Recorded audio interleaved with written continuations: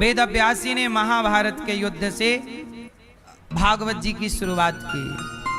भागवत जी में महाभारत की भी कथा है।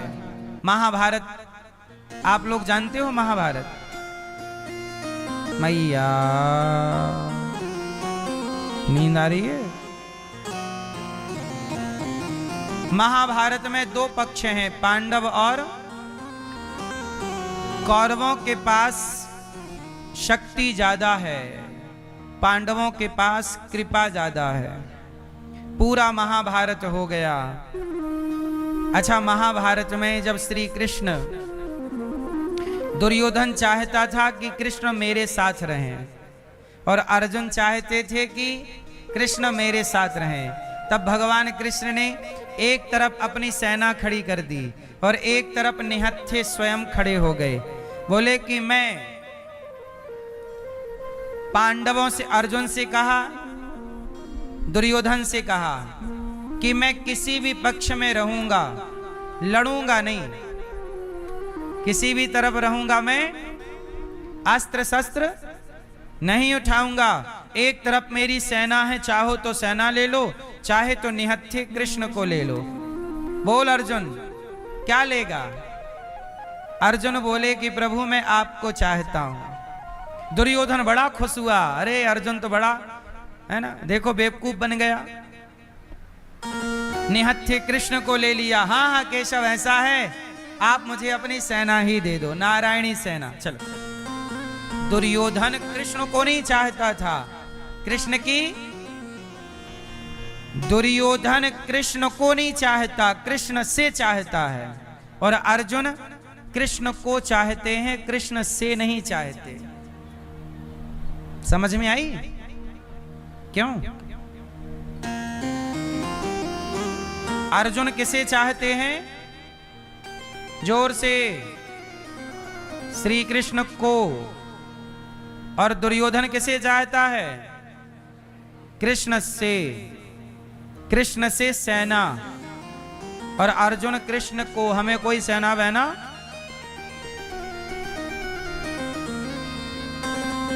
अब कृष्ण हो गए। अब कृष्ण ने अर्जुन से कहा, अर्जुन क्या जरूरत थी मुझे मांगने की? तुम मेरी सेना मांग लेते, फायदे में रहते। क्या जरूरत थी मुझे मांगने की? अर्जुन बोले कि प्रभु मुझे सेना भी नहीं चाहिए और जीत भी नहीं चाहिए, मुझे तो सिर्फ आप चाहिए। इस युद्ध के बहाने कम से कम आपके साथ रहने का मौका तो मिलेगा मुझे आप चाहिए। मैं जीत जाऊं इसलिए नहीं लड़ता, मैं क्या करूंगा जीत कर? आपकी मर्जी, मैं आपके पीछे हूं। अब जो आपकी मर्जी हो, जिताना हराना। अर्जुन सारे महाभारत में किसके पीछे रहे? अर्जुन के आगे कौन है? युद्ध में रथ के ऊपर आगे कौन है और पीछे कौन है? अर्जुन। बस आप भी अपने जीवन में अपने से आगे भगवान को रख दो और आप हो जाओ भगवान से पीछे। दुर्योधन बोला कि अर्जुन छाछ छाछ तुम्हें मिली, मक्खन मक्खन मैंने ले लिया। अर्थात सेना रूपी मक्खन मेरे पास और निहत्थे कृष्ण रूपी छाछ अर्जुन तुम्हारे पास। दुर्योधन बोला तुम्हारे हाथ छाछ लगी, मेरे हाथ क्या लगा? जोर से, मक्खन। तब अर्जुन मुस्कुराकर बोले, दुर्योधन मक्खन भले तुम्हारे पास है पर माखन चोर तो मेरे ही पास है। तुम भले माखन रख लो पर माखन चोर। अच्छा, महाभारत के युद्ध में भगवान ने पग पग में अर्जुन का साथ दिया, पांडवों की रक्षा की।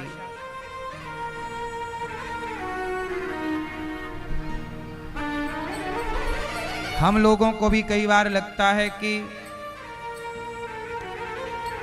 ये युद्ध हम लड़ रहे हैं, ये हम जीतेंगे, हम ये करेंगे वो करेंगे। पर बहुत ठंडे दिमाग से जब आप सोचो, जब पूरा महाभारत हो गया ना मेरी माँ, तब भगवान कृष्ण अर्जुन से बोले कि अर्जुन अपना रथ छोड़कर यहाँ आ जाओ मेरे पास। और जैसे ही अर्जुन उतरे कि रथ में आग लग गई और रथ एक जोरदार धमाका हुआ और पूरा रथ ब्लास्ट हो गया। अर्जुन बाण निकाले, प्रभु लगता है अभी भी मेरा कोई शत्रु जिंदा है। भगवान बोले अर्जुन कोई भी आपका शत्रु जीवित नहीं है। तो प्रभु ये मेरा रथ जल कैसे गया, आग कैसे लगी? भगवान कृष्ण बोले कि अर्जुन आपका रथ तो पहले दिन के युद्ध में ही जल गया था। आपके रथ तो पहले दिन के युद्ध में ही जल गया था। वो तो आपके रथ में मैं बैठा था, इसलिए आग में इतनी ताकत नहीं कि वो जहां मैं बैठा हूं उसे जला सके। क्योंकि अग्नि देवता भी तो भगवान के दास ही हैं। अग्नि भगवान का मुख ही तो है। अर्जुन का अहंकार समाप्त हुआ। अर्जुन को लग रहा था कि मैंने युद्ध जीता, मैंने उन्हें मारा, मैंने इतना बलवान हूं मैं। मैया जी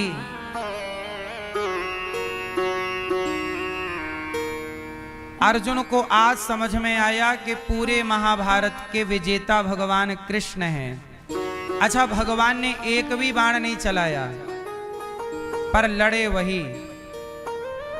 ना लड़ते हुए भी वही लड़ रहे हैं, ना करते हुए भी वही कर रहे हैं। इसलिए तो तुलसीदास जी ने कहा बिनु पग चलहि सुनहि बिनु काना, कर बिनु कर्म करहि विधि नाना।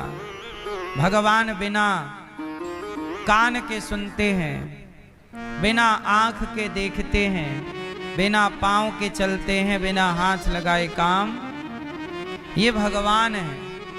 आप लोग कई बार ये मान बैठते हो कि मैं कर रही हूं, मैंने किया, आपने किया।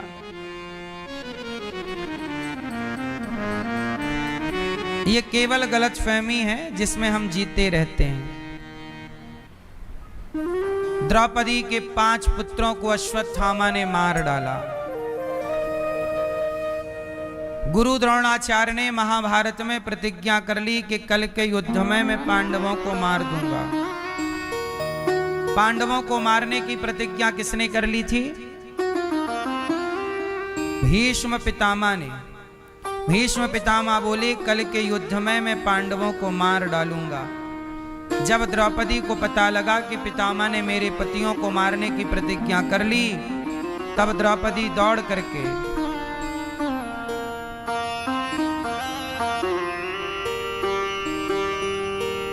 तो द्रौपदी को पता लगा कि मेरे पतियों को मारने के लिए पितामह ने प्रतिज्ञा ले ली।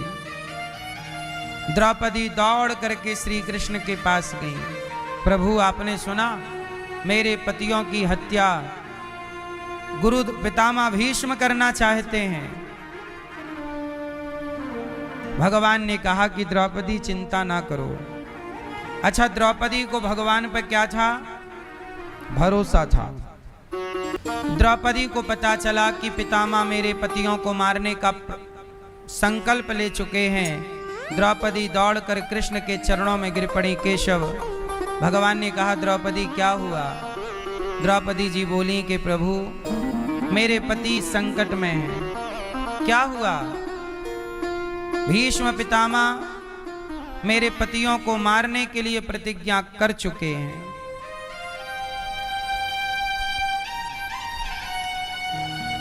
चलो अर्जुन से बात करते हैं, कल का युद्ध वही लड़ेगा तो कोई प्लानिंग तो होगी।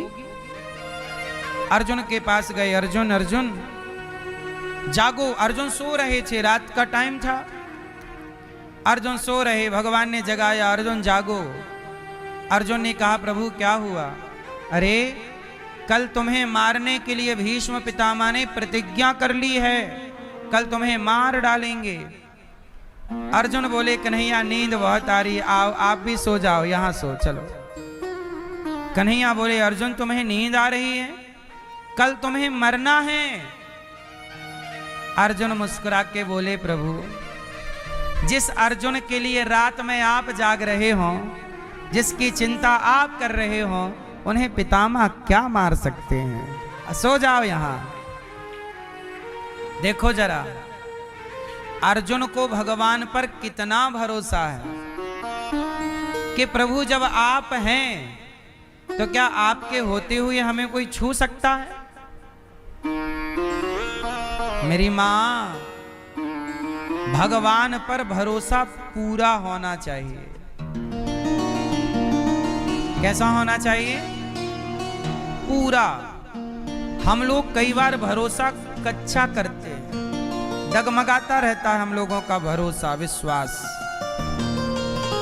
पता नहीं भगवान है कि नहीं, सुनेंगे कि नहीं, देखेंगे कि नहीं। इस तरह की आप कंफ्यूजन में रहते हैं। मैया, एक भरोसे एक बल।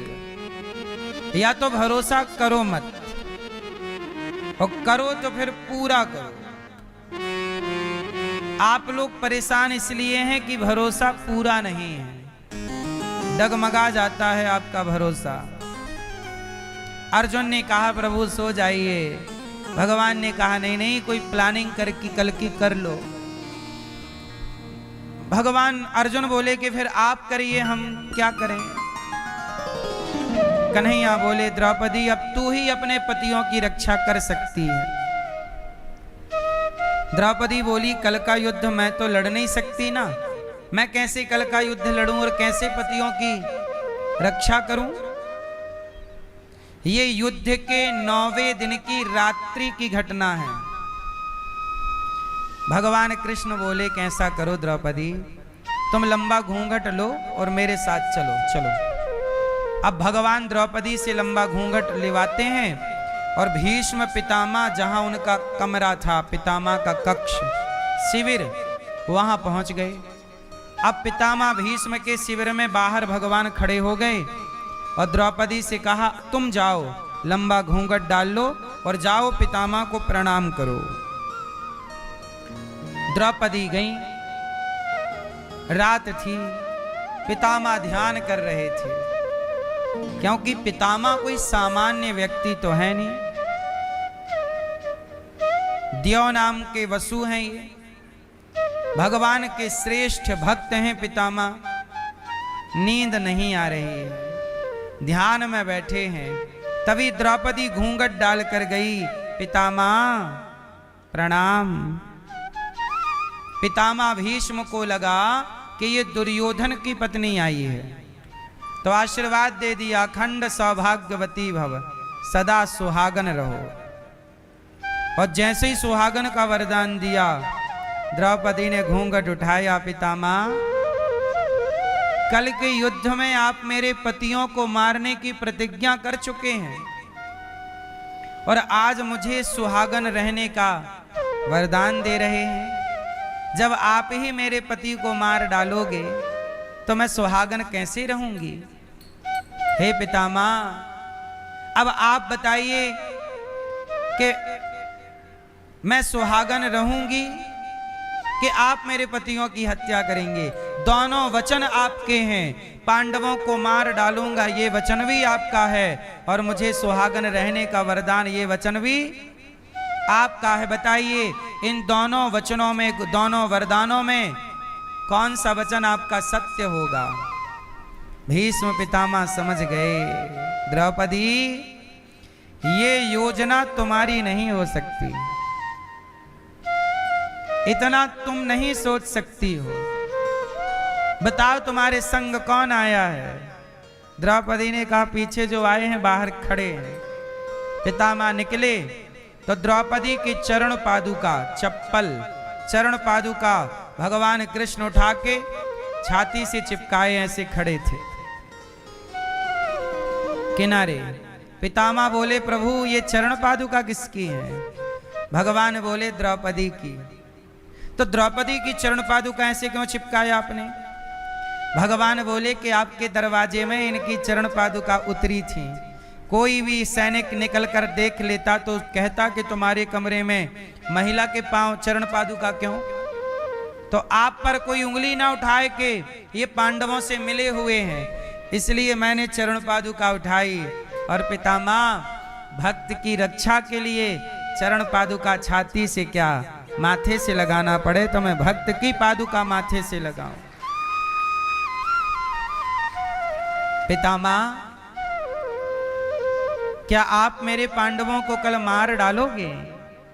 भीष्म पितामह रोने लग गए। कहा, केशव, जिन पांडवों के रक्षक आप हैं, जिनके लिए रात भर आप जाग रहे हो, क्या उन्हें ये भीष्म पितामह मार सकता है? प्रभु, कल मैं मारूंगा नहीं, कल मेरा अंतिम युद्ध है। और अगले 10वें दिन का जब युद्ध हुआ ना मेरी मां, भीष्म पितामह ने अर्जुन पर बाणों की बरसात कर दी। ऐसा लग रहा है कि अर्जुन को मार डालेंगे पितामह। तब भगवान कृष्ण ने प्रतिज्ञा ली थी कि मैं पूरे महाभारत में कोई अस्त्र शस्त्र नहीं उठाऊंगा। तब वहां पर रथ का पहिया पड़ा हुआ था, रथ का चक्का, पहिया उठा लिया भगवान कृष्ण ने। पितामह, यदि मेरे अर्जुन को एक बाण भी छू गया तो मार डालूंगा आपको।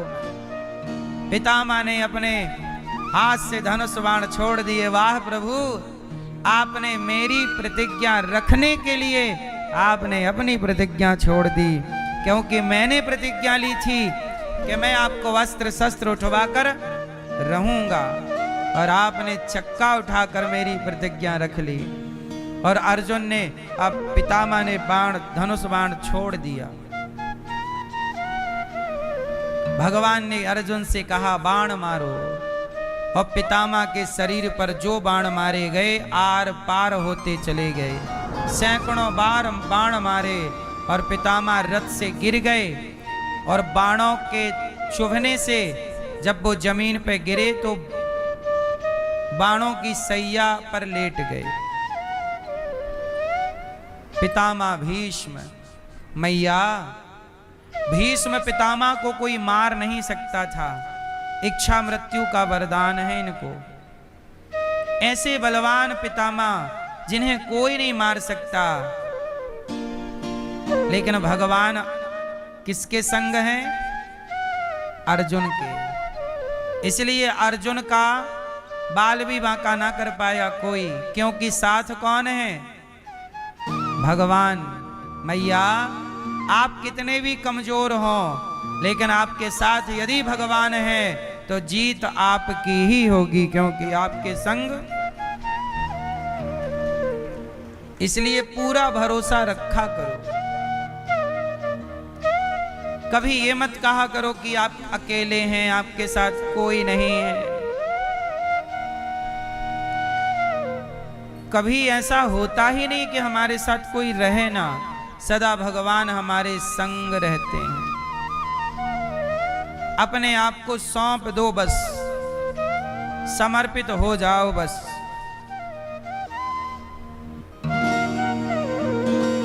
समर्पण कर दीजिए बस। महाभारत के युद्ध में पांडवों की जीत हुई, 100 के 100 कौरव मारे गए। पर गुरु द्रोणाचार्य के जो बेटे थे ना, अश्वत्थामा द्रौपदी के 5 पुत्रों की हत्या करने में सफल हो गया। 5 बेटे मार डाले द्रौपदी के। द्रौपदी दौड़ी दौड़ी कृष्ण के पास गई, हे श्याम सुंदर, हे केशव, मेरे 5 पुत्रों की हत्या अश्वत्थामा ने कर दी। भगवान कृष्ण बोले, द्रौपदी, इन 5 बच्चों की आयु इतनी ही थी। देखो, भगवान चाहते तो सबको जिंदा कर सकते थे, पर नहीं, पांडवों को मरने नहीं दिया। द्रौपदी के 5 पुत्र चले गए। कई बार किसी के जीवन के लिए किसी का जीवन जाता है, ईश्वर का बैलेंस ऐसा ही है। कई बार आप कहते हैं कि हम भगवान की इतनी पूजा करते हैं, इतना जप तप करते हैं, पर हमारे यहाँ पर ये क्यों हो गया, बच्चे की, पति की, किसी की ऐसी मृत्यु क्यों हो गई? हम तो भक्त थे, हमने तो कभी भगवान का कुछ नहीं बिगाड़ा। तो द्रौपदी ने कौन सा बिगाड़ा था? पर द्रौपदी के भी तो 5 पुत्रों की मृत्यु हुई कि नहीं? द्रौपदी के पुत्र तो गए, भगवान कृष्ण के सगे भांजे अभिमन्यु, सुभद्रा के पुत्र, उनकी भी मृत्यु हुई इसी महाभारत में, जो कि 20 साल का बालक था। ये मृत्यु लोक है मेरी मां, यहां सब लोग मरने के लिए ही आए हैं। कोई ऐसा ना रहा इस जगत में जिसे आकर के जाना ना पड़ा। हाँ, कोई जल्दी चला गया, थोड़ा देर से गया, गए सब। आया है सो जाएगा, राजा रंक फकीर, एक सिंहासन चढ़ चला, एक बंधा जंजीर। जाना सबको ही है, इसलिए कहता हूं इस संसार में आए हो, ज्यादा यहाँ के हो के ना रह जाना, यहाँ के लोगों से प्यार ना कर लेना, लगाव ना लगाना, दिल ना लगाना। यहाँ के लोग अपने नहीं, यहाँ के लोग अपने तो केवल भगवान हैं। यहाँ हम आए हैं और यहाँ से हम भी अपना काम पूरा करके चले जाएंगे। एक तारीख आएगी जो आपके फोटो पे अंकित हो जाएगी, लिख जाएगी। एक आपकी जन्म की तारीख रहेगी पहली, और जब आप मरोगे तो आपकी फोटो में इस तारीख को, जन्म की, यहाँ जन्म की तारीख, यहाँ मृत्यु की, ये 2 तारीख आपकी भी। एक बात बताएं, मरने की तारीख तो है कि नहीं? बस आपको पता नहीं है जन्म की तारीख और मृत्यु की तारीख। फोटो रह जाएगी, लोग आएंगे। इसलिए कहता हूं मेरी मां, यदि तुम यहां के थे तो यहां से चले क्यों गए? इसका मतलब आप यहां के नहीं थे। मैया, आप कहां से आई हो? हैं? कहां से? इंदौर से। आप इंदौर की हो? मैया, आप कहां की हो? राजापुर, बिलासपुर। आप मैया हैं? हाँ, कथा नहीं सुन रही हो मेरी मां? कह रही हो हम इंदौर से आई हैं, कह रही हैं मैया हम बिलासपुर से आई हैं। अरे मैया, तुम इंदौर की कब से हो गई? तुम यहां की नहीं हो, तुम वहां की हो। झूठा पता ना दो।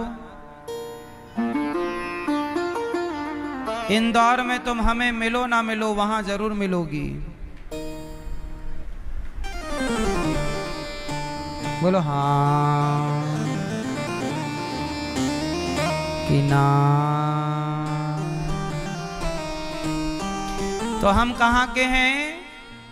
हम सब यहाँ के नहीं हैं, हम सब वहां के हैं। और यहाँ रहोगी थोड़े समय, यहाँ से चलो वहीं चलना है। इसलिए यहाँ वालों से ज्यादा मोहब्बत ना करना।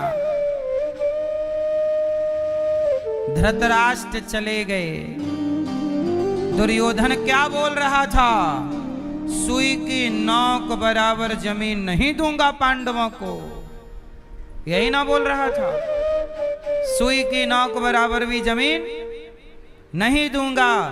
अब मर गया दुर्योधन तो ले गया होगा सुई की नोक बराबर। ले गया दुर्योधन, ले गया? ले खुद नहीं गया रत्ती भर, और बातें कर रहा है सुई की नोक बराबर नहीं दूंगा। जिस जमीन के लिए महाभारत हुआ, आज भी वो जमीन जहां की तहां है। ना जीतने वाले रहे ना हारने वाले रहे, जमीन जहां की तहां। आप लोग पता नहीं किस बात की लड़ाइयां करते हैं, लड़ लड़ के आप मर जाते हैं। जिसके लिए लड़े वो जहां की तहां। सच बताओ, महाभारत जिस जमीन के लिए हुआ था, हस्तिनापुर के लिए, वो हस्तिनापुर आज भी वही है। आज जिसे आप मेरठ कहते हैं ना, दिल्ली से सटा हुआ, हरिद्वार जाने में पड़ता है मेरठ, वह मेरठ पिछले उस टाइम का हस्तिनापुर वही है जिसे आप मेरठ कहते हैं। फिर आज वहां घोचू लाल का घर बना हुआ है, जिस पर कह रहे थे कौरव के ये हमारा, मैं नहीं दूंगा सुई की नोक बराबर। अब तू नहीं देगा तो मत दे, तू तो गया। घोचू लाल ने घर बना लिया वहां।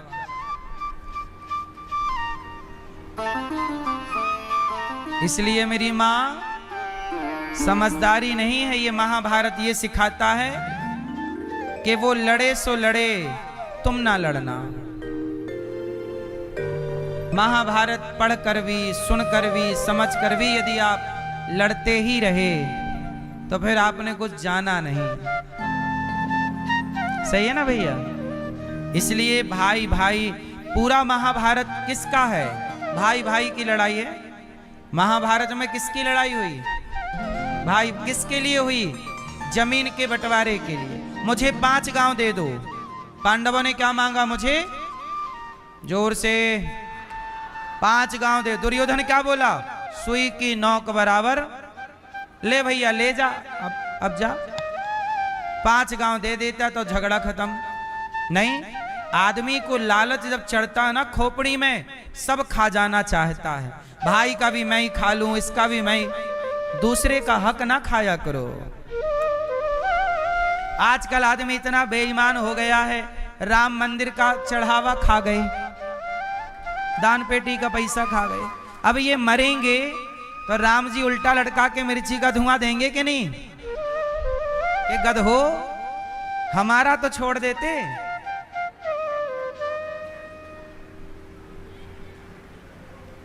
इतना बेईमान हो गया, डरता नहीं आजकल आदमी। वो ये नहीं डर रहा है कि हमें, अरे तुझे यहां के लोग नहीं देख रहे हैं, पर विधाता तो देख रहे हैं। लाख आंख से देख रहा है तुझे देखने वाला। सच की खेती कर ले चतुर नर, समय गुजरता जाता। मेरे मालिक की दुकान में सब लोगों का खाता। आज का आदमी डरता नहीं है। पता नहीं, बेईमानी करने से बाज नहीं आता।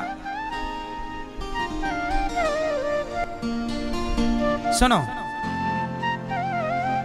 2 दोस्त थे, दोनों की सरकारी नौकरी थी, दोनों अच्छे पोस्ट पर थे, दोनों एक साथ रहते थे। पर दोनों दोस्तों में एक बहुत ईमानदार था। सरकारी नौकरी थी, ईमानदारी से काम करता, 1 रुपए की घूस नहीं, 1 रुपए का हेर फेर भ्रष्टाचार, ईमानदारी से। और जो उसका दूसरा दोस्त था, वो उसको लगा यार सरकारी नौकरी मिली है तो चलो पैसा मौका मिला है, कमा। उसने भ्रष्टाचार शुरू किया। ये काम तब करूंगा जब 50,000 दोगे, लाख दोगे। ऐसे कर करके उसने खूब पैसे कमाए, बड़ा बंगला बनाया, बड़ी गाड़ी खरीदी। एक दिन वो अपने मित्र से बोला, यार तू भी तो चाहे तो करोड़ों कमा सकता है, तू बिल्कुल साइकिल से आता जाता है। तो उसके मित्र ने कहा कि मैं साइकिल से इसलिए जाता आता हूं, सरकार मुझे जितना देती तनख्वाह उसी से मेरा गुजारा हो जाता है, दाल रोटी तो चलनी है। बच्चे ठीक ठाक पढ़ रहे हैं, बच्चों को मैं संस्कार देता हूं कि बेटा पढ़ लिख के तुम अपना कमाना, मैं अपना कमा के तुम्हें पढ़ा रहा हूं, तुम अपना आगे करना। क्या करना है यार? तो उसका भ्रष्टाचारी दोस्त बोला, देख मेरा बंगला है, मेरी गाड़ी है, तू भी चाहे तो कमा सकता है भ्रष्टाचार करके, तू नहीं करता। साइकिल में चलने वाले दोस्त ने कहा कि मुझे सुकून की नींद आती है अच्छी, कोई बीमारी नहीं है भगवान की कृपा से, समय से ठीक ठीक भूख लगती है, खाता हूँ, ठीक ठीक सोता हूँ, पत्नी बहुत प्रेम करने वाली है, मेरा बेटा बड़ा आज्ञाकारी है, और क्या चाहिए। तू भी छोड़ दे ये बेईमानी करना, ये पैसा अच्छा नहीं होता। बेईमानी जो तू करता है लोग हंस के नहीं देते, लोग तुझे रो करके देते हैं, कर्जा काट के देते हैं। तू जानता है कि ये काम सरकार की ओर से फ्री में होगा, पर तू पैसा लेता है तो बेईमानी करता है। दोस्त तू मत कर, ये बड़ा गलत पैसा है यार, तू मुझे क्या पाठ पढ़ाएगा, करने दे, सब कर रहे हैं। दोस्त समझा ही सकता था। अब ये भ्रष्टाचारी बेईमानी करके बड़ा घर, बड़ा सब कुछ बना लिया, 4-5 साल में ही बहुत बड़ा आदमी हो गया। लेकिन जब पैसा बेईमानी का घर में आता है ना, तो घर को अशांत कर देता है। अब इसकी पत्नी से न थोड़ी खटापटी होने लग गई। बेटा बड़ा हुआ, बोला पिताजी गाड़ी दिलवाओ, मना कि अभी तू बहुत बड़ा नहीं है, चल गाड़ी नहीं दिलाएंगे। तो पत्नी ने पक्ष लिया, नहीं क्यों नहीं दिलाओगे, सब लड़कों के पास गाड़ी है, दिलाओ दिलाओ, पीछे पड़ गई। अब इसने जो बेईमानी का पैसा कमाया उसी पैसे से बेटे को गाड़ी दिला दी। और जब गाड़ी दिलाई तो बेटे ने गाड़ी चलाई, और चलाई तो एक्सीडेंट हो गया। ठीक से चलाई नहीं, शराब पीने वाला बेटा था, पी के चलाई, एक्सीडेंट हो गया, उसकी मृत्यु हो गई। और जब बेटे की मृत्यु हुई, इसे सूचना मिली तो ये आवाक रह गया, रोता रोता हॉस्पिटल गया, बेटे का अंतिम दर्शन कर रहा है, बेटा हाथ से चला गया। पत्नी को बोला कि तूने गाड़ी दिलवाई थी। इस बात को लेके दोनों में बड़ी कहा सुनी हुई, दोनों में तलाक हो गया। आधी से ज्यादा संपत्ति पत्नी लेके चली गई। इसके हाथ में बेटा हाथ से चला गया, संपत्ति चली गई, पत्नी भी हाथ से चली गई। आपको क्या लगता है बेईमानी करके कमाओगे, सुखी रहोगे? कोई ना देखे तुम्हें, फिर भी विधाता देख रहा है। दुर्योधन भूल गया था कि हमें देखने वाला लाख आंख से देख रहा है। रावण भूल गया था कि उसे कोई देख रहा है, उसके पाप का घड़ा भर गया। आप लोग ना अंधे हो जाते हैं, आपको लगता है कि हमें तो कोई देख नहीं रहा है। किसका अंत नहीं हुआ ये बताइए, किसकी अति का? आप सब्र रखिए, बस चुप रहिए।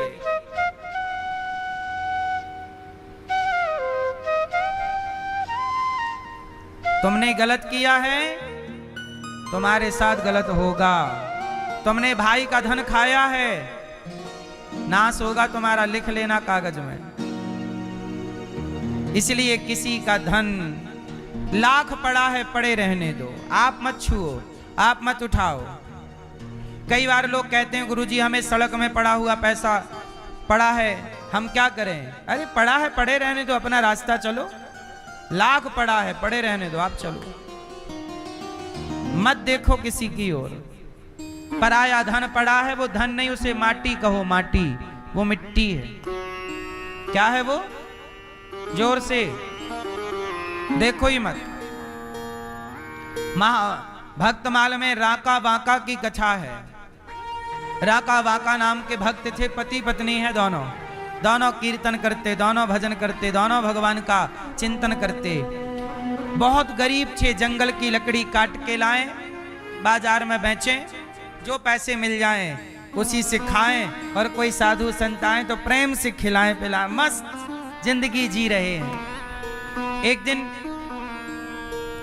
एक दिन भगवान से लक्ष्मी जी ने कहा कि जब आपका ये भक्त इतना बड़ा भक्त है और इतनी सेवा करते हैं, तो प्रभु आप इसे धन क्यों नहीं देते?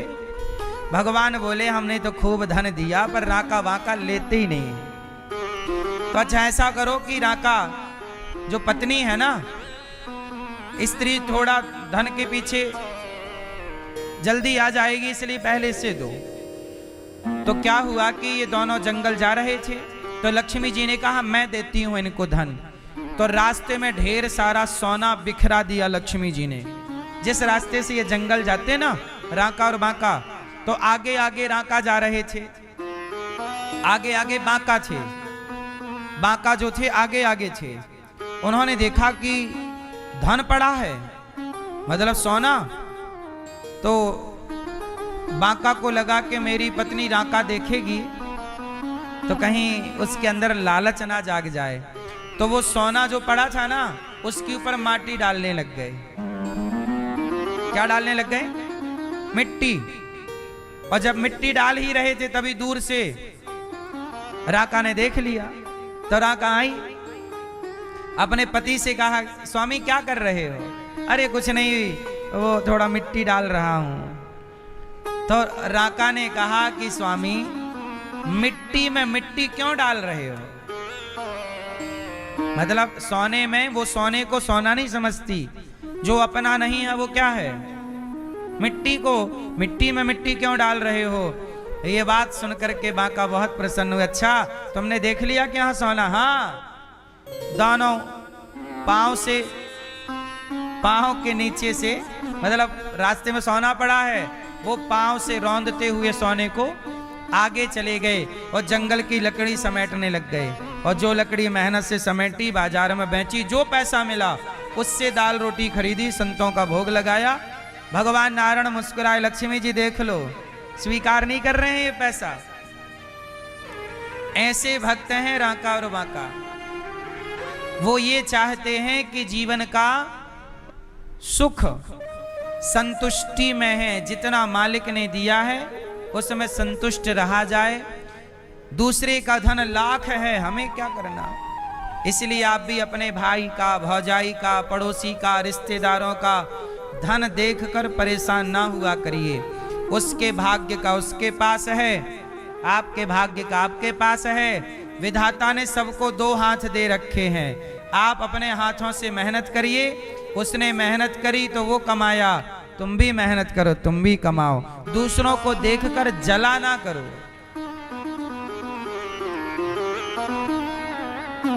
हाँ,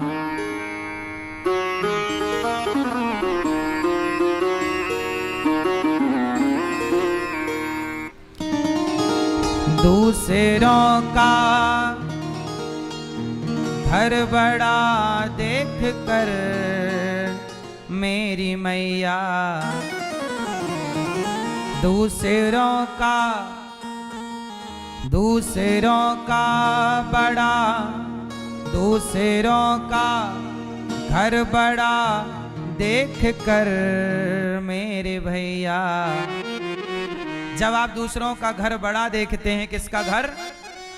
दूसरों का घर बड़ा देख कर मेरे प्यारे, बेवजह ना जला कीजिए, बेवजह ना जला कीजिए। कई बार आप जलते हो, ईर्ष्या, अरे इसका घर बड़ा, इसके घर ये, अरे उसने मेहनत की, उसका बड़ा है, तुम भी करो ना। जलने से क्या होगा?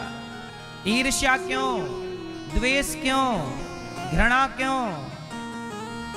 उसने मेहनत की, उसका घर बड़ा, तुम भी करो। तुम्हारे जलने से क्या उसका घर छोटा हो जाएगा? जला ना करो, बेवजह ना जला कीजिए मेरी मैया, बेवजह ना जला कीजिए मेरी मैया। बेवजह जला ना करो, ईर्ष्या ना किया,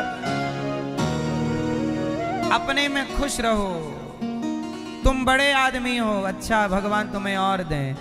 हम जहां हैं कोई बात नहीं, हमारे किस्मत से, हमारे कर्म से हम जहां हैं, हम भी मेहनत करेंगे तो सफल होंगे। दूसरों को नीचा ना दिखाओ, दूसरों का पांव पकड़ के ना खींचो। आप भी जीतो, परंतु दूसरों को अपनी लाइन बड़ी करो। आप अपने को बड़ा करो, बगल वाला अपने आप छोटा हो जाएगा। आप किसी का पांव ना पकड़ो कि पहले तू पीछे हो मैं आगे जाऊंगी, नहीं, तुम आगे जाओ, हम भी आ रहे हैं, चलो। दुर्योधन हड़पना चाहता था पांडवों का, हड़प लिया। वो केवल धन नहीं हड़पना चाहता, पांडवों की पत्नी भी हड़पना चाहता था। उतार दो कपड़े द्रौपदी के, लाव से मेरी जंघा पर बिठाओ दुशासन। बताओ, केवल धन नहीं, पत्नी पर भी नियत थी इसकी। सर्वनाश हुआ कि नहीं? इसलिए कहता हूं मेरी माँ, इन आंखों से ना सब चीज ना देखा करो, जो देखने योग्य है वही देखो। इन आंखों से पराया धन मत देखना, इन आंखों से पराई नारी मत देखना। ना देखने का मतलब है गलत नजर से। आंखें हैं इसका मतलब ये नहीं कि कुछ भी देखोगे, वाणी है इसका मतलब ये नहीं कुछ भी बोलोगे, कान है इसका मतलब ये नहीं कुछ भी सुनोगे, कुछ भी ना देखो। दुर्योधन ने देखना चाहा, उतार दो कपड़े द्रौपदी के, मेरी जंघा पे ला के बिठाओ। नाश हो गया कि नहीं? ऐसे ही है मेरी माँ, थोड़ा अपने बच्चों के ये सब बातें सिखाया करो। आप में से बहुतों के बच्चे ऐसे हो जाते हैं, आप कहते हो महाराज जी मेरा बच्चा सुनता नहीं है ना?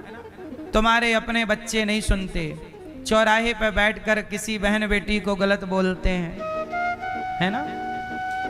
नारी का सम्मान करना सीखा नहीं, पुरुष का सम्मान करना स्त्री ने भी नहीं सीखा।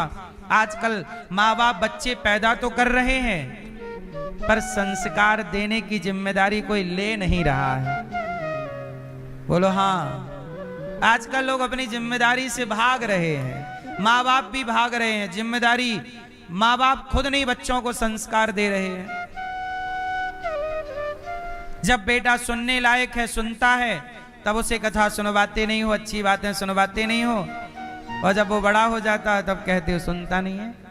भाई कच्चे घड़े को ही ना बदला जा सकता है, पकने के बाद तो फिर आप उसे बदल नहीं सकते। कच्चे घड़े का आकार बदल सकते हैं आप, कच्चे घड़े का लड़कपन में बदला जा सकता है, जवानी में बदलना कठिन है।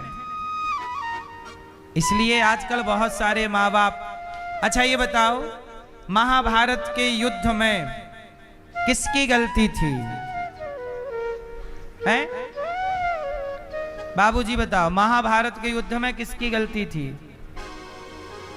बैठे बैठे हैं? किसके? क्लियर नहीं आ रही आवाज। किसकी? हाँ, किसकी गलती थी? हैं? धृतराष्ट्र। किसकी मैया? किसकी गलती थी? हैं? किसकी? पीछे वाली मैया। यहां वाले भैया मैया बताओ, किसकी गलती?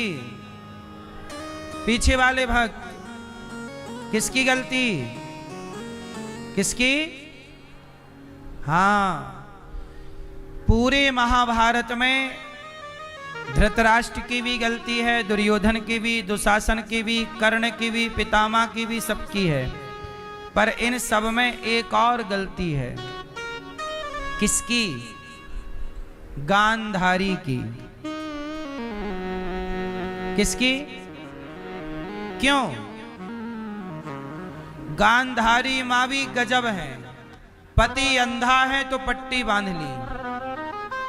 अरे पति अंधा है तो आप उनकी आंख बनती। अब जिस मां की आंखों में पट्टी बंधी होगी, बाप अंधा और मां की आंखों में पट्टी होगी, तो बेटा दुर्योधन जैसा ही होगा। इसलिए मां की आंखों में पट्टी नहीं होनी चाहिए। मां की आंखों में, इसलिए मां कभी गांधारी जैसी ना हो। गांधारी ने एक बार आंखों की पट्टी हटाई थी। जब दुर्योधन बचा, कह दिया कि कल आ जाना निर्वस्त्र होके, मैं तुझे देखूंगी तो तेरा पूरा शरीर वज्र का हो जाएगा। जब दुर्योधन आया, तो भगवान ने कहा कि पूरे कपड़े उतार के जा रहे हो, थोड़ा पत्ते वत्ते से कमर तो ढक लो।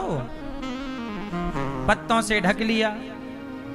गांधारी ने पूरे शरीर को देखा, दुर्योधन का पूरा शरीर वज्र का हो गया, पर जांघों में नजर नहीं गई क्योंकि पत्तों से ढकी थी, तो जांघें कमजोर रह गईं। अच्छा, गांधारी माने पट्टी उतारी, किसे बचाने के लिए? दुर्योधन के लिए।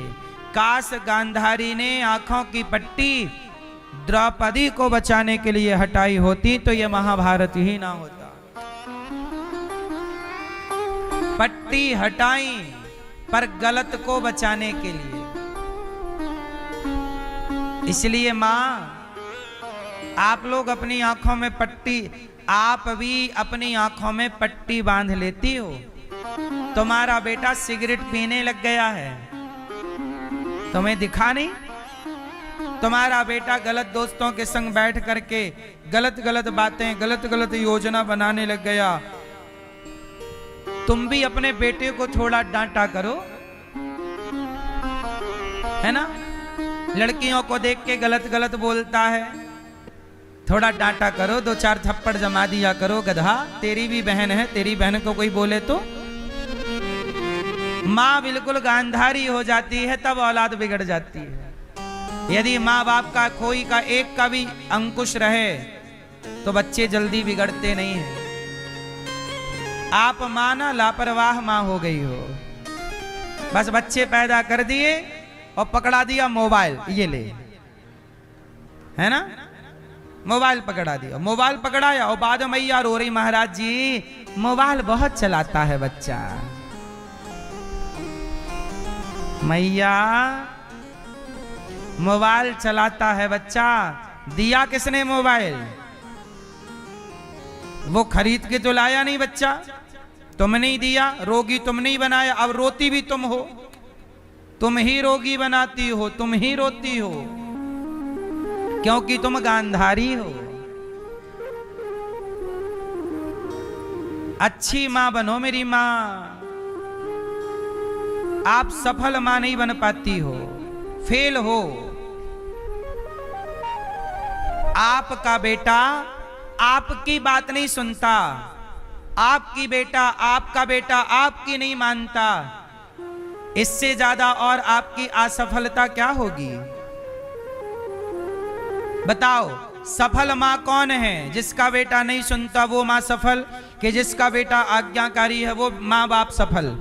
कौन से मां बाप सफल हैं? तुम्हारा बेटा आज्ञा, तुम कैसे मां बाप हो? अपने औलाद को ठीक से, अरे कुम्हार घड़ा बनाता है कि नहीं? कुम्हार का घड़ा यदि फूटा है तो कच्चा कुम्हार है, और कुम्हार का घड़ा यदि पका है, ठीक से है, तो वो समझदार कुम्हार है। तुम भी वो कुम्हार हो जो अपने बच्चों का निर्माण करते हो। आप अपने बेटे को सही बनाओ तो आपकी जय जयकार है, और आपका बेटा बुरा बनेगा तो आपका ही समाज में नाम खराब होगा। तुम्हारा बेटा बलात्कार करेगा तो नाम तुम्हारा खराब होगा कि नहीं? तुम्हारी बेटी भाग जाएगी, नाम खराब होगा कि नहीं? तो तुम्हारी बेटी जब इस तरह से इलू इलू खेल रही थी, तुम्हारा बेटा जब अखियां लड़ा रहा था, तब तुम कहां थी? अपने बच्चों का मोबाइल चेक करते रहा करो। आजकल बच्चे पासवर्ड लगा के रखते हैं, 4 थप्पड़ जमा, खोल चेक करा। गधा कहीं का पासवर्ड लगाएगा। माँ बाप के आगे क्या पासवर्ड है? पासवर्ड जो बच्चा ज्यादा लॉक रखता है मोबाइल, समझ लो गड़बड़ है। इसको बाप के 4 जूते की जरूरत है, पूरे पूरे। यदि कुछ गलत नहीं है तो लॉक की क्या जरूरत? घर में तो घर वालों को तो पता रहे, हाँ बाहर वाले के लिए लॉक रखो, पर माँ को तो पता होना चाहिए बेटे का पासवर्ड। बाप को पता होना चाहिए नहीं बेटे का पासवर्ड? बोलो हाँ कि ना? तो आपके बेटों के मोबाइल, बेटी के मोबाइल को चेक करो, व्हाट्सएप पे किससे इलू इलू चल रही है। इंस्टाग्राम चेक कर डालो, फेसबुक चेक कर डालो पूरा। आजकल के छोरा एडवांस हैं, कंबल ओढ़ के अंदर इलू इलू खेलते हैं। माँ को लगा छोरी सो गई, सोई नहीं, भेज रही है वो इलू इलू।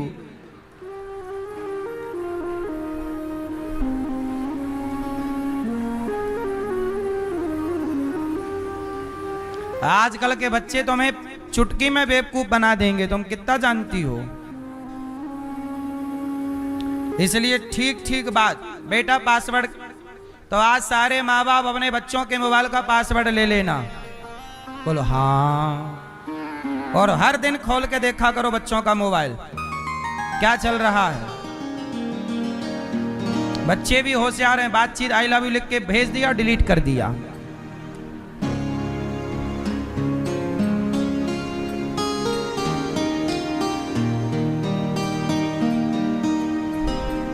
मैया तुम अभी चेक करने लग गई मोबाइल, ये देखो। हाँ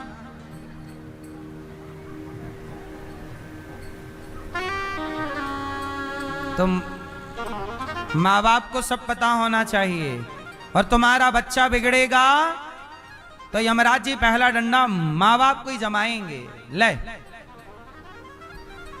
सही बताओ, बेटा बेटी बिगड़ते हैं, किसकी गलती है? माँ बाप की। इसलिए माँ बाप को जिम्मेदार होना। आप लोग ना बस बच्चे पैदा कर दिए, करके छोड़ दिए। ऐसे तो सुअर पैदा करके छोड़ देते हैं, घूमते रहो बेटा, जाओ इस नाली उस नाली में। ऐसे थोड़ी होता, पैदा कर दिया छोड़ दिया। अरे पूरी जिम्मेदारी, जब तक वो पूरा तैयार ना हो जाए, पूरा बेटी कहाँ जा रही है, किससे मिल रही है, बेटा कहाँ जा रहा, किससे मिल रहा, माँ बाप को पल पल की जानकारी होनी चाहिए। तुम जब बेटों पे तुम ध्यान देना बंद कर देते हो तब बच्चे बिगड़ जाते हैं। तो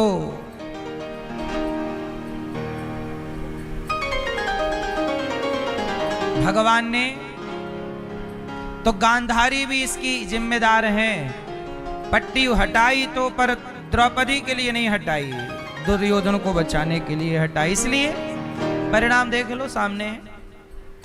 गलत, सारी जिंदगी गलत ही रहेगा, गलत ना करो। द्रौपदी के 5 पुत्रों को जब अश्वत्थामा ने मारा, द्रौपदी भगवान की शरण में आई। अश्वत्थामा को पकड़ के लाया गया, द्रौपदी ये रहा हत्यारा, मार दो, क्या करो? द्रौपदी ने कहा छोड़ दो। द्रौपदी क्यों छोड़ना चाहती हैं? द्रौपदी मां है, और देखो मां ना कभी दंड नहीं देना चाहती। मां कभी भी अब दंड देना नहीं चाहती। मां भगवान है,